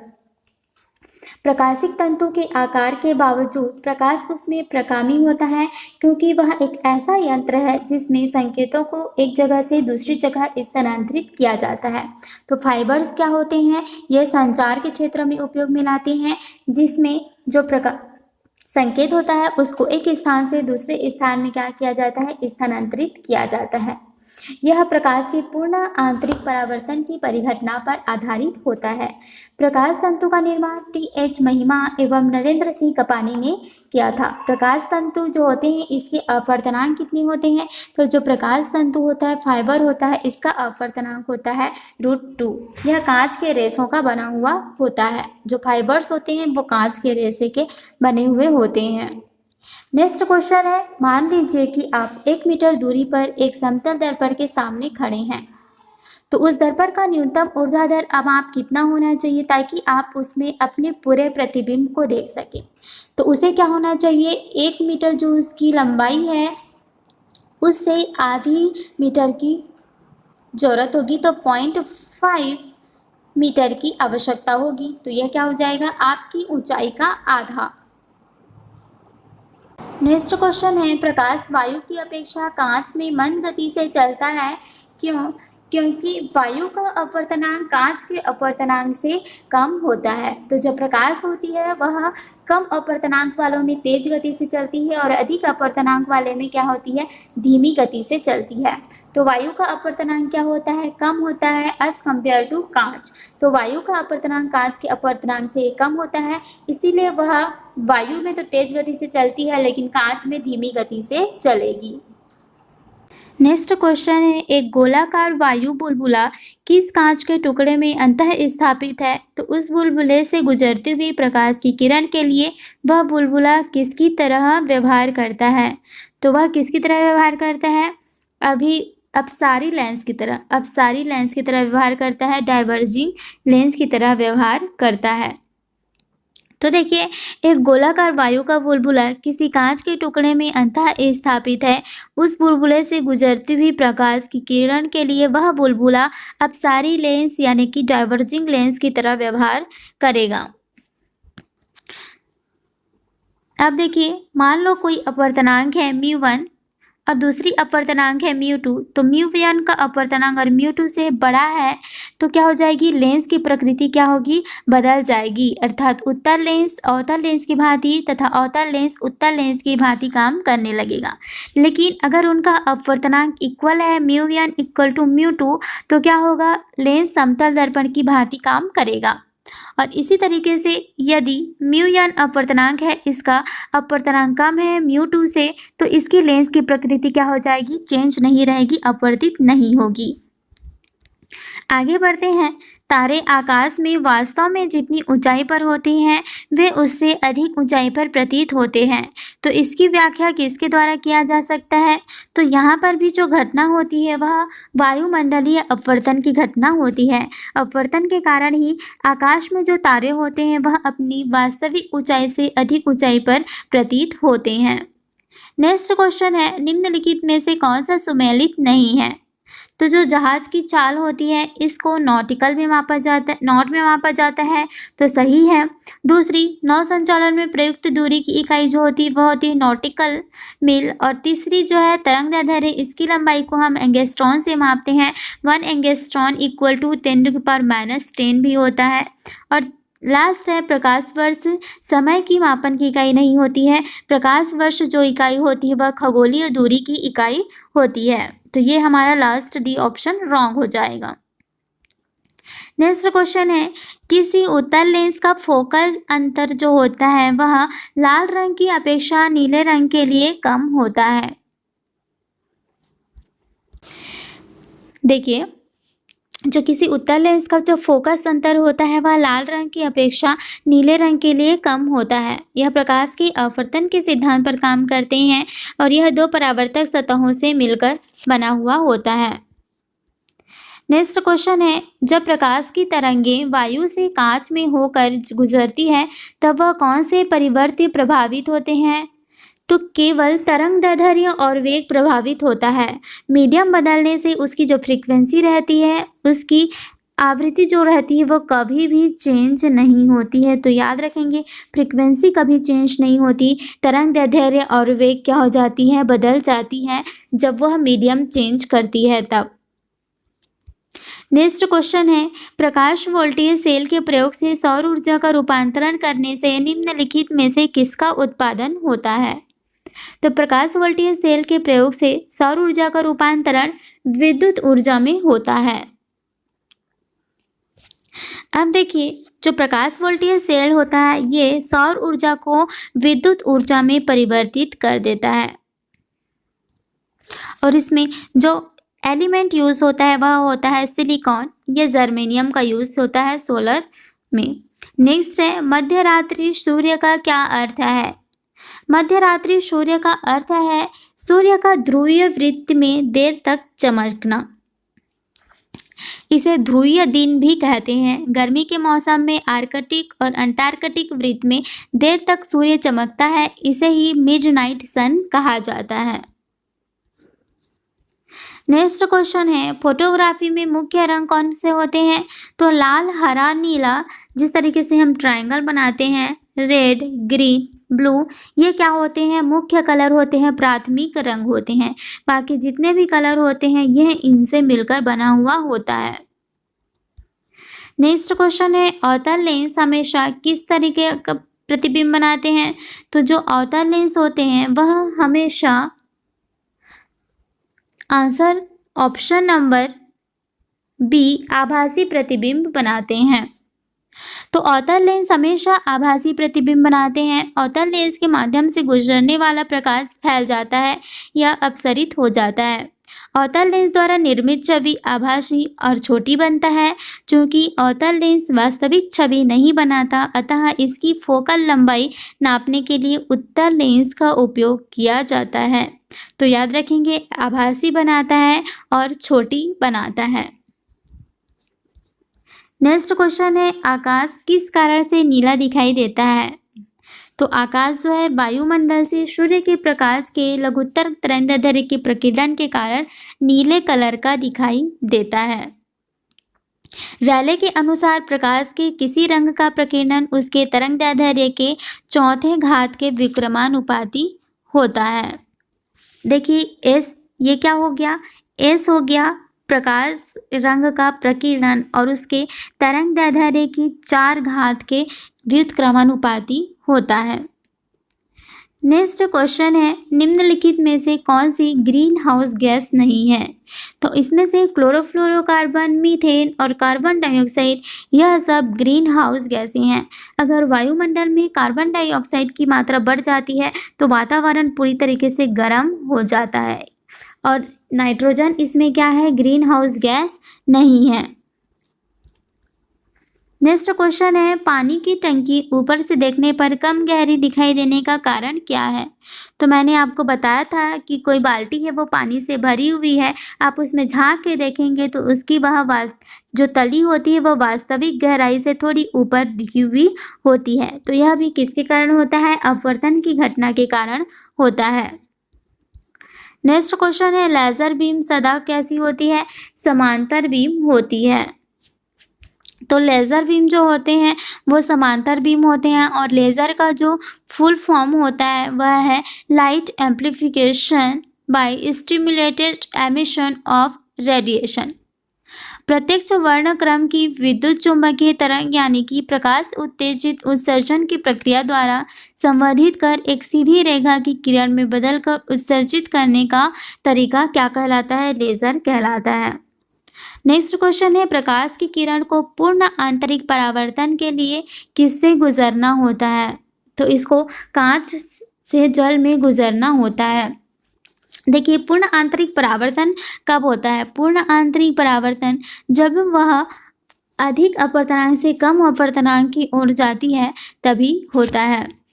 प्रकाश जब सघन माध्यम से विरल माध्यम में प्रवेश करती है तो अभिलंब से दूर भागती है। यह आपतन कोण का मान सघन माध्यम में क्रांतिक कोण के मान से अधिक हो जाए तो प्रकाश सघन माध्यम में ही वापस लौट जाती है। इसी घटना को क्या कहा जाता है? पूर्ण आंतरिक परावर्तन कहा जाता है। नेक्स्ट है, आकाश में तारा टिमटिमाता हुआ दिखाई देने का उसका जो कारण है वह क्या है? आंसर है ऑप्शन नंबर सी, वायुमंडल द्वारा प्रकाश का अपवर्तन। तो आकाश में जो तारे टिमटिमाते हुए चमकते हुए दिखाई देते हैं तो वह भी वायुमंडल द्वारा प्रकाश के अपवर्तन के कारण ही होता है। नेक्स्ट क्वेश्चन है, प्रकाश सीधी रेखा में चलता हुआ प्रतीत होता है, क्यों? क्योंकि उसका जो तरंगदैर्ध्य होता है वह बहुत ही छोटा होता है, इसलिए प्रकाश क्या होता है, सीधी रेखा में जाता हुआ प्रतीत होता है। तरंगदैर्ध्य को हम लैम्डा से प्रतीत करते हैं और अनुप्रस्थ तरंगों में दो पास पास के श्रृंगों अथवा गर्तों के बीच की दूरी तथा अनुदैर्ध्य तरंग में दो क्रमागत संपीड़न तथा वेरलन के बीच की दूरी को हम क्या कहते हैं, तरंगदैर्ध्य कहते हैं। तरंगदैर्ध्य का एसआई जो मात्रक होता है वह है मीटर, मीटर में मापते हैं। नेक्स्ट क्वेश्चन है, प्रकाशीय दूरबीन की अपेक्षा रेडियो दूरबीन अच्छे होते हैं, क्यों? क्योंकि वे मंद मंदाकियों का पता लगा लेते हैं जो प्रकाशीय दूरबीन नहीं कर पाते हैं। दूसरा है, वे मेघाच्छादित परिस्थिति में भी काम कर सकते हैं।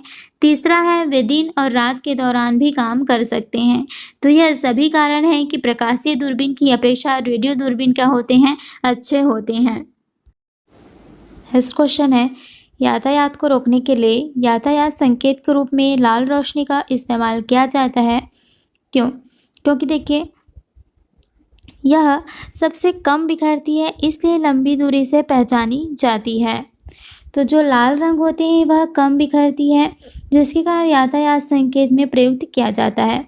लाल रंग का जो तरंगदैर्ध्य होता है वह सबसे अधिक होता है और इसकी जो आवृत्ति होती है वह सबसे कम होती है, अर्थात यह सबसे कम बिखरती है, इसलिए लंबी दूरी से भी पहचानी जाती है। यही कारण है कि यातायात को रोकने के लिए यातायात संकेत के रूप में लाल रोशनी का प्रयोग किया जाता है। नेक्स्ट क्वेश्चन है, वह गुण कौन सा है जो प्रकाश तरंग में दिखता है पर ध्वनि तरंग में नहीं दिखता? तो वह है ध्रुवण की घटना। ध्रुवण पोलराइजेशन प्रकाश तरंग में दिखता है लेकिन ध्वनि तरंग में नहीं। जब प्रकाश तरंग के कंपन प्रकाश संश्लेषण की दिशा से लंबवत तल में हो तो उसे कहा जाता है ध्रुवण। पोलराइजेशन की क्रिया केवल अनुप्रस्थ तरंग में होती है और अनुदैर्ध्य तरंग में पोलराइजेशन की जो क्रिया है ध्रुवण है वह नहीं होता है। नेक्स्ट क्वेश्चन है, मोटरसाइकिलों में उत्तल आईने के पीछे देखने के आईने के तौर पर क्यों प्रयुक्त किया जाता है? तो इसमें क्या हो जाती है, सीधी आकृति दिखाई देती है, इसलिए जो मोटरसाइकिल होते हैं उसमें उत्तल दर्पण का उपयोग किया जाता है आईने के लिए, जो कि पीछे की जो यातायात है उसको हमें क्या करती है, दर्शाती है। तो उत्तल दर्पण बाहर की ओर प्रकाश को प्रतिबिंबित करता है, इसलिए प्रकाश केंद्रित करने के लिए इनका प्रयोग नहीं किया जाता है। अब देखिए उत्तल दर्पण का जो दृश्य क्षेत्र होता है वह बहुत बड़ा होता है। यह अनंत पर भी रखी वस्तु का सीधा आभासी एवं वस्तु से छोटा प्रतिबिंब ध्रुव एवं फोकस के बीच बनाता है। नेक्स्ट क्वेश्चन है, सूर्य में ऊर्जा का स्रोत जो है वह किस कारण होता है? तो सूर्य में ऊर्जा का स्रोत जो है वह नाभिकीय संलयन के कारण है। जब दो हल्के नाभिक परस्पर संयुक्त होकर एक भारी तत्व के रूप में नाभिक की रचना करते हैं तो इस प्रक्रिया को कहते हैं नाभिकीय संलयन। नाभिकीय संलयन के फलस्वरूप जिस नाभिक का निर्माण होता है उसका द्रव्यमान संलयन में भाग लेने वाले दोनों नाभिकों के सम्मिलित द्रव्यमान से कम होता है। तो सूर्य में क्या चीज़ होता है, नाभिकीय संलयन होता है और बहुत अधिक मात्रा में ऊर्जा क्या होती है, उत्सर्जित होती है। नेक्स्ट क्वेश्चन है, श्वेत प्रकाश कितने रंगों का मिश्रण होता है?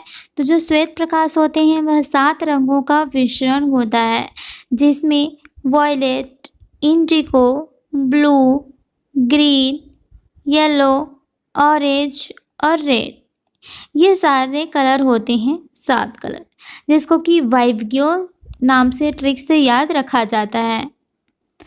नेक्स्ट क्वेश्चन है, निम्न में से कौन सा सदा उस वस्तु की छोटी छवि बनाएगा जो उसके सामने रखी हुई है? तो जो उत्तल दर्पण होते हैं सदैव वस्तु से छोटी प्रतिबिंब बनाते हैं।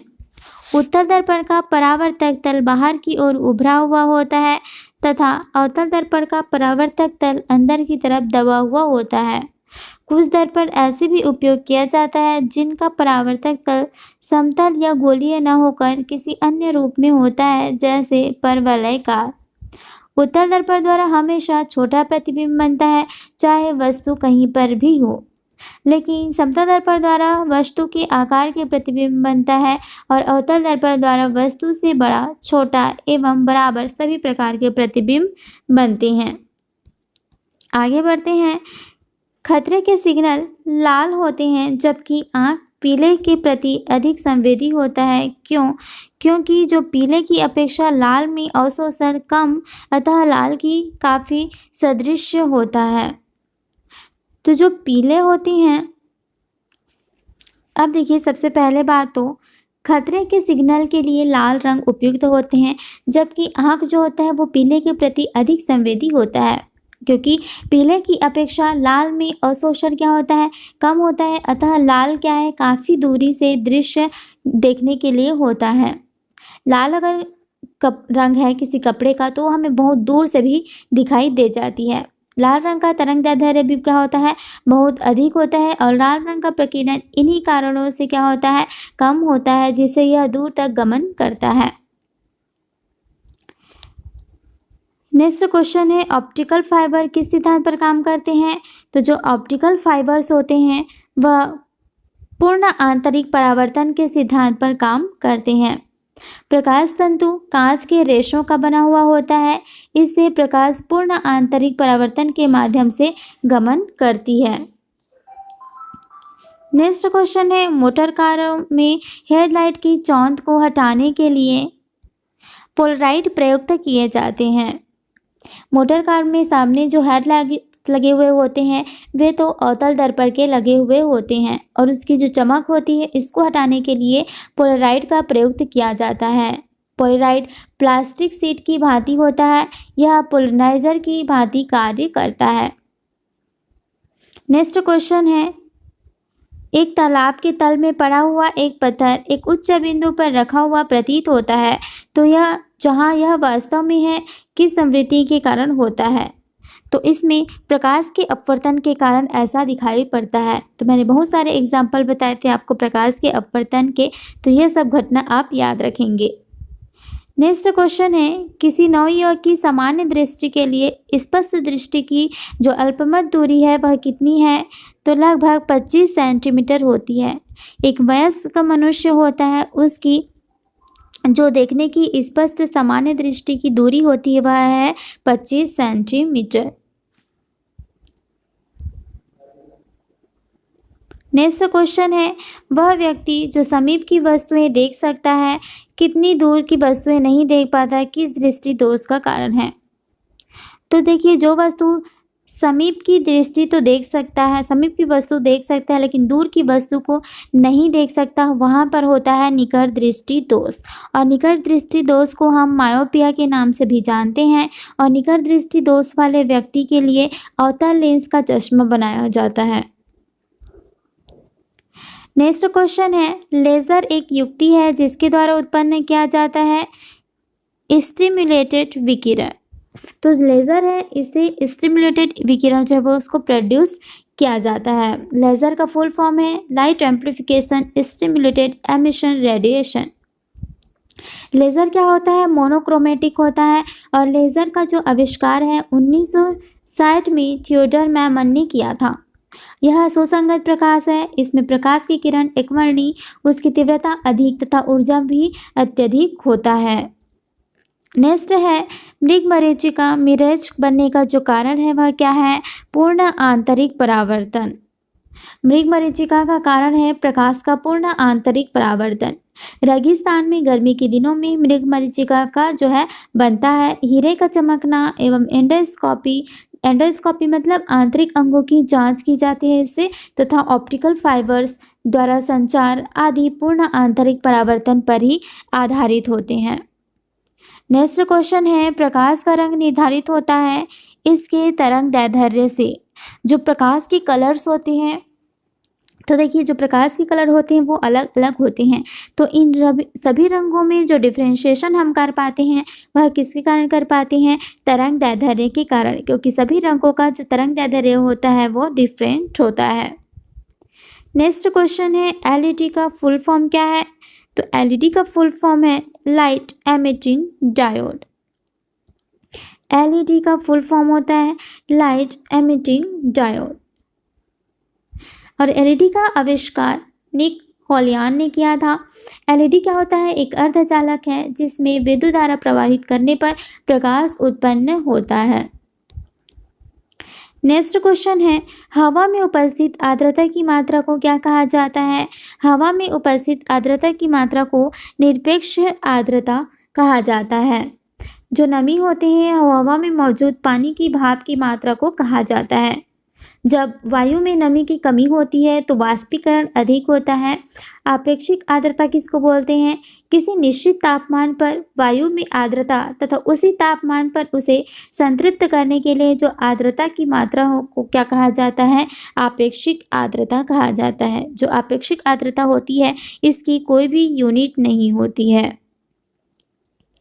नेक्स्ट क्वेश्चन है, कांच से वायु में प्रवेश करते हुए प्रकाश का किस रंग के लिए क्रांतिक कोण न्यूनतम होता है?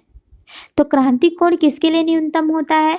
बैंगनी के लिए न्यूनतम होता है। बैंगनी रंग के अपवर्तनांक का मान अधिकतम, इसलिए इसके लिए साइन सी का मान क्या हो जाएगा? न्यूनतम होगा। अर्थात बैंगनी रंग के लिए क्रांतिक कोण का भी मान क्या हो जाएगा? न्यूनतम होगा। इसकी जो फॉर्मूला होती है वह क्या होती है? Mu equal to 1/sin c। तो देखिए इसका अपवर्तनांक अधिक होता है तो इसका क्या हो जाएगा? क्रांतिक कोण का मान क्या हो जाएगा? कम होगा।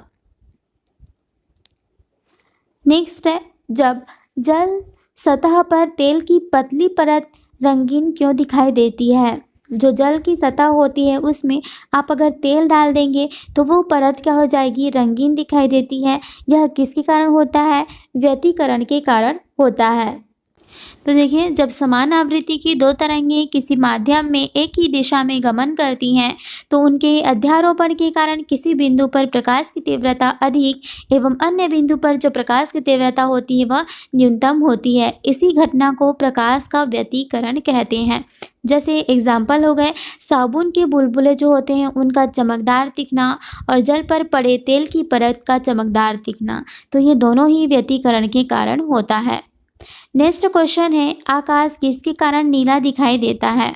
तो रिले प्रकीर्णन होता है, इसके कारण आकाश जो है वह नीला दिखाई देता है। जिस रंग का तरंगदैर्ध्य जितना कम होता है उसका प्रकीर्णन उतना ही अधिक होता है। तो देखिए जो बैंगनी कलर्स होते हैं उनका प्रकीर्णन क्या होता है? उनका प्रकीर्णन अधिक होता है, इसलिए उसकी तरंगदैर्ध्य क्या होती है? सबसे कम होती है। और रेले प्रकीर्णन सामान्यतः वायु के कणों के द्वारा होता है और प्रकीर्णन के फलस्वरूप खतरे में लाल रंग का प्रयोग करते हैं। आसमान या जल का रंग जो होता है वह नीला दिखाई देता है। चंद्रमा से देखने पर अंतरिक्ष काला दिखाई हो देता है। उगते या डूबते समय सूरज का जो कलर होता है वह लाल दिखाई देता है। यह सभी रेले प्रकीर्णन के कारण होता है। नेक्स्ट क्वेश्चन है, निम्न में से किस में प्रकाश की पूर्ण आंतरिक परावर्तन की परिघटना प्रयुक्त होती है? तो इनमें से जो मृगमरीचिका है इसमें क्या होती है? पूर्ण आंतरिक परावर्तन की घटना होती है। अब देखिए मृगमरीचिका का निर्माण पूर्ण आंतरिक परावर्तन के कारण होता है। जब प्रकाश सघन से विरल माध्यम में जाती है तब क्या हो जाती है? वह अभिलंब से दूर हो जाती है और जिस आपतन कोण के लिए अपवर्तन कोण का मान 90 डिग्री से अधिक होता है तो प्रकाश की जो किरण होती है वह जिस माध्यम से आती है उसी माध्यम में वापस लौट जाती है। इसे ही प्रकाश का पूर्ण आंतरिक परावर्तन कहते हैं। हीरे का चमकदार होना ये भी पूर्ण आंतरिक परावर्तन के कारण ही होता है। मृगमरीचिका बनना और फाइबर्स यहाँ भी क्या होते हैं? पूर्ण आंतरिक परावर्तन की घटना होती है। नेक्स्ट है, जिस बिंदु पर सभी किरणें मिलती है उसे क्या कहा जाता है? उसे कहा जाता है फोकस। जिस बिंदु पर सभी किरणें मिलती है उसको फोकस कहते हैं। मुख्य अक्ष के समांतर आने वाली किरणें लेंस से अपवर्तन के पश्चात जिस बिंदु पर मिल जाती है अथवा मिलती हुई प्रतीत होती है उसे लेंस की फोकस कहते हैं। और जो फोकस दूरी क्या होती है? वक्रता त्रिज्या की क्या होती है? आधी होती है।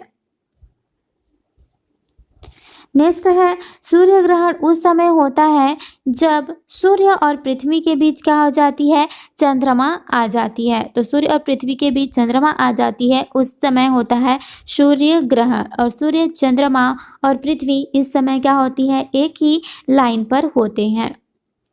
नेक्स्ट क्वेश्चन है किसी गोलीय दर्पण की परावर्तन सतह का केंद्र वह बिंदु है जिसे क्या कहा जाता है, ध्रुव कहा जाता है।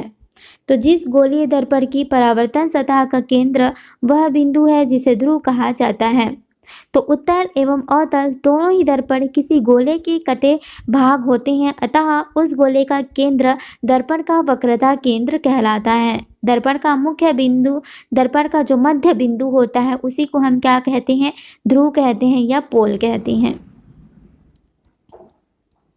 नेक्स्ट है एक अंतरिक्ष यात्री को अंतरिक्ष से आकाश कैसा दिखाई देता है, काला दिखाई देता है। एक अंतरिक्ष यात्री को अंतरिक्ष से आकाश काला दिखाई देता है। अंतरिक्ष पर वायुमंडल नहीं होने के कारण प्रकाश का प्रकीर्णन नहीं हो पाता है।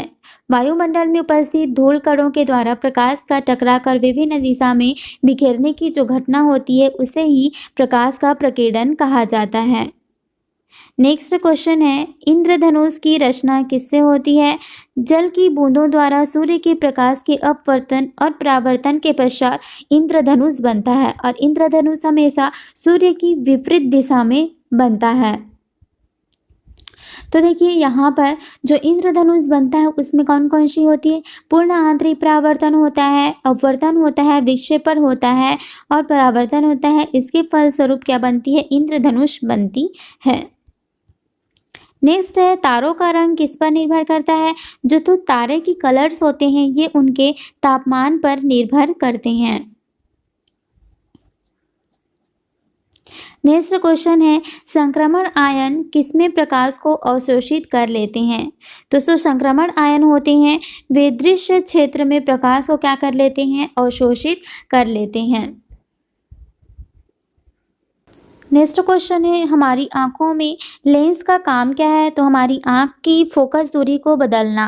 हमारी आंख में जो लेंस लगी हुई थी उसका काम क्या होता है, हमारी आंख की जो फोकस दूरी है उसको बदलता है।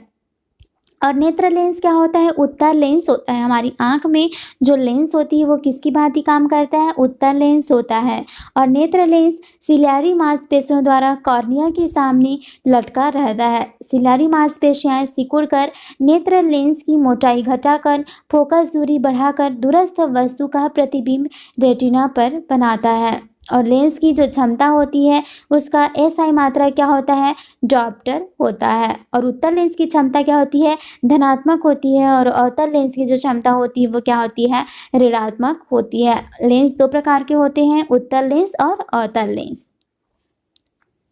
नेक्स्ट क्वेश्चन है सूर्य की ऊर्जा किस माध्यम से उत्पन्न होती है।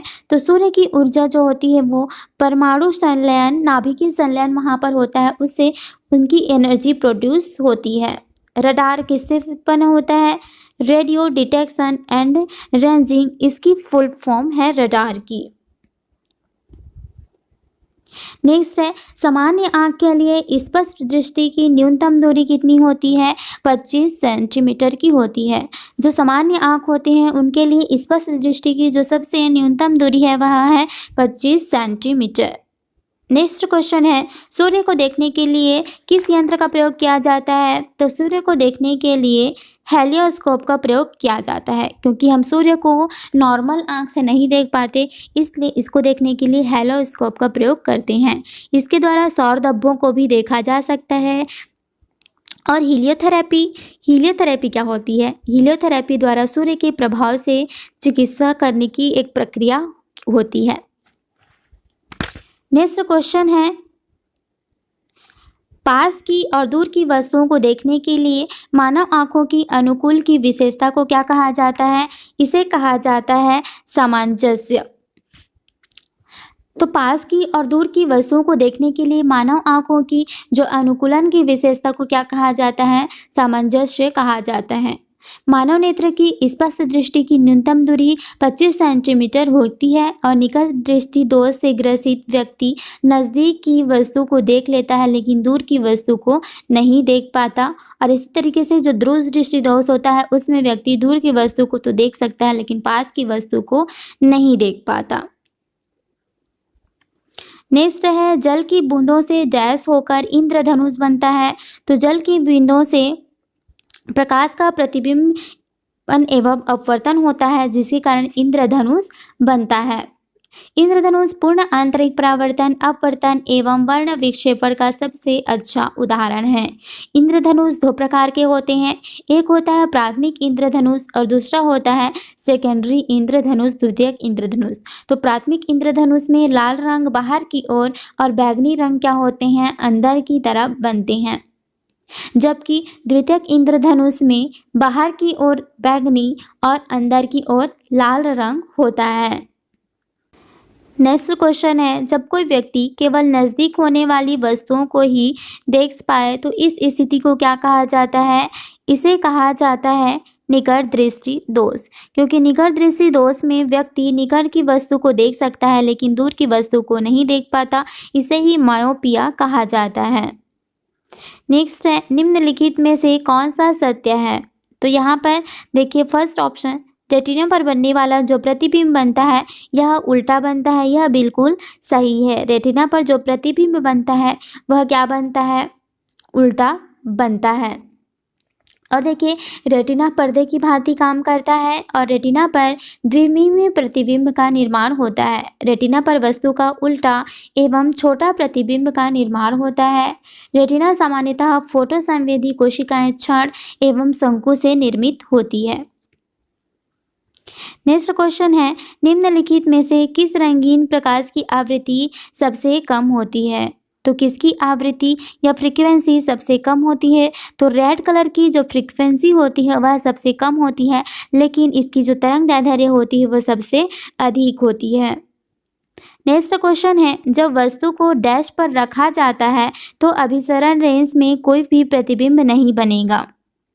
तो देखिए जब वस्तु को फोकस बिंदु पर रखा जाता है तो अभिसरण लेंस में कोई भी प्रतिबिंब नहीं बनता।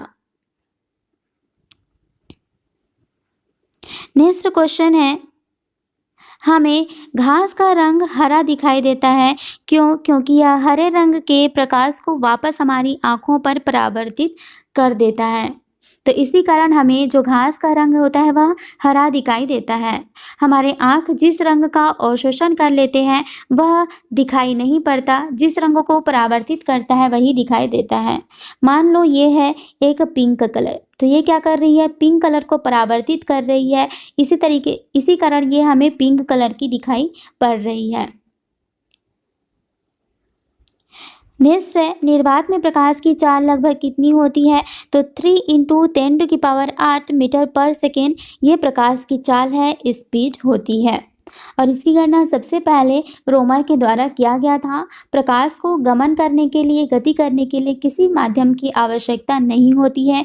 प्रकाश जो होते हैं ऊर्जा के छोटे छोटे पैकेट्स के रूप में चलते हैं जिसे फोटोन कहा जाता है, और ऊर्जा प्रकाश जो होती है वो ऊर्जा के रूप में भी गमन करते हैं। नेक्स्ट क्वेश्चन है, हाल ही में मंजूरी प्राप्त लिगो इंडिका परियोजना किससे संबंधित है? तो यह गुरुत्वाकर्षण तरंगों के अनुसंधान पर आधारित है। लिगो का पूरा नाम है laser interferometer gravitational wave observatory. तो ये क्या है, एक परियोजना है जो कि गुरुत्वाकर्षण तरंग पर आधारित है।